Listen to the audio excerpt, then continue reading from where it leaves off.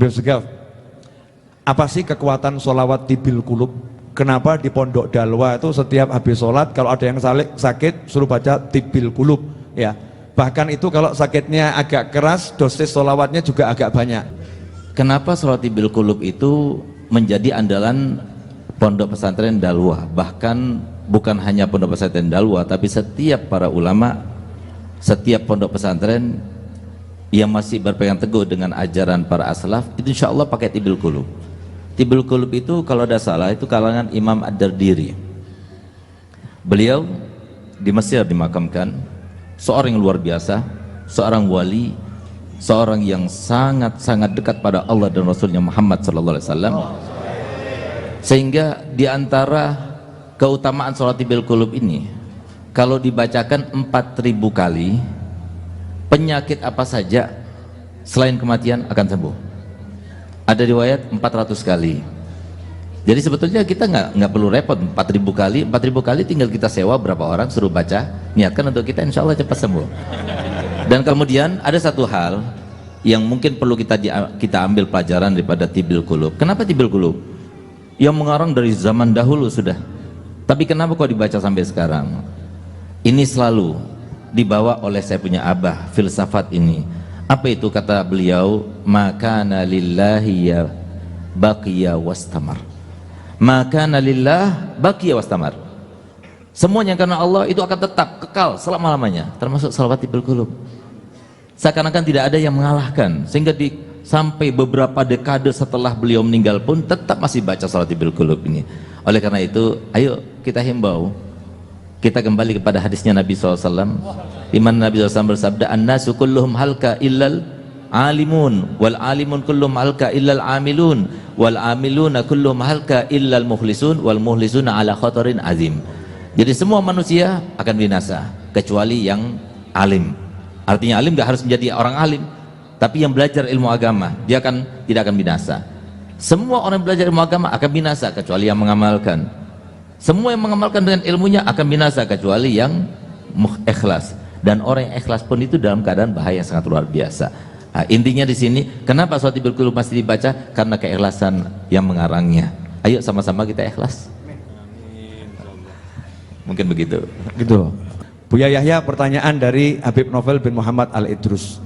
Tadi di syairnya Habib Ali Al-Habsyi tadi itu ada kalimat, dan kami semua, kita semua nanti kembali kepada Allah dengan biqol bin salim, dengan hati yang selamat gitu. Itu hati yang selamat bagaimana Bu ya? Karena biasanya tuh kita minta mobil kita selamat, ya, badan kita selamat, nggak pernah mikir hati selamat. Tapi ini kok ulama minta hati yang selamat. Bismillah. Assalamualaikum warahmatullahi wabarakatuh. Alhamdulillah, salatu wassalamu ala sayyidina Muhammad bin Abdillah wa ala alihi. Qalbun salim itu adalah penjabaran daripada akhlak mulia. Qalbun salim itu akhlak, hati yang dibenahi. Bagaimana dengan manusia itu baik kita, nggak ada dengki, nggak ada dendam, nggak ada permusuhan, nggak ada kebencian, nggak ada dengki. Itu kan dari akhlak. Akhlak itu pancaran dari hati, bukan sekedar orang berbasa-basi, berpura-pura, pura-pura ini, pura-pura itu, tapi dari pancaran hati yang benar-benar sudah kenal Allah yang pertama, kemudian punya iktikad baik, berdamai dengan semua manusia, dimulai dari ayahandanya, keluarga, kakak adiknya, kemudian teman-teman, bahkan dengan lawan yang memusuhinya pun bagaimana berusaha untuk berdamai, sehingga hilang di hatinya kebencian, kedengkian, dendam. Itulah qalbun salim. Nah, ini qalbun salim, dan inilah ilmu yang hari ini harus kita hadirkan. Baginda Nabi pernah menyebutkan dalam hadis bahwasanya ala ukhbirukum bi afdala min darajatis salati was siyami was sadaqati. Namanya sedekah, namanya puasa, namanya solat, ibadah yang luar biasa. Tapi Nabi bertanya, hei sahabatku, apakah kamu mau aku beritahu sesuatu yang lebih hebat derajatnya daripada solat yang kau tegakkan, zakat ya puasa yang kau lakukan, dan sedekah? Bala ya Rasulullah. Iya ya Rasulullah, kami ingin tahu. Nabi menyebut apa? Islahu dzatil baini, mendamaikan orang. Dan syarat orang mendamaikan orang harus ada di dalam dirinya, ada damai dengan manusia, yaitu hilangnya dengki, hilangnya benci, hilangnya dendam. Kemudian setelah itu wa fasadu dzatil baini al-halikatu, dikatakan ya al-halikatu, kalau sudah terjadi permusuhan ini, lihat, ini pemangkas agama. Orang kalau sudah bermusuhan dengki seperti orang tidak punya agama, biarpun katanya punya agama, punya ilmu yang banyak, tapi dendam, benci, dengki seperti orang tidak punya agama. Ini mungkin yang bisa kami sampaikan. Mari kita menjadi juru damai, dan sebelum menjadi juru damai, ayo kita berdamai dengan siapapun yang berbuat salah kepada kita, kita maafkan, kita doakan. Jangan biasa mendoakan doa yang jelek.